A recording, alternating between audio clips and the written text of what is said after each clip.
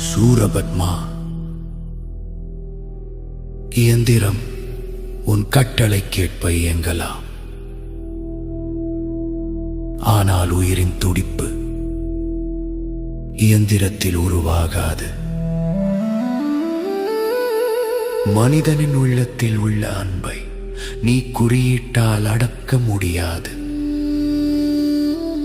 அவனது உள்ளத்தின் சுதந்திரம் யாராலும் பூட்டப்பட மாட்டாது. செயற்கை நுண்ணறிவு மனிதனை பின்பற்றும் வரை பயனுள்ளது. ஆனால் அது மனித மனதை அடிமைப்படுத்த முடியாது. நீ கடவுளின் இடத்தை பிடித்த நினைக்கிறாய். ஆனால் கடவுளின் இடம் தர்மம் நிறைந்த உள்ளங்களில் தான் இருக்கிறது.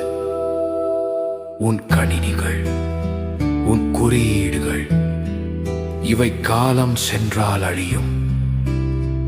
ஆனால் உண்மை, அன்பு, நீதி அவை காலத்தை கடந்து நிலைக்கும்.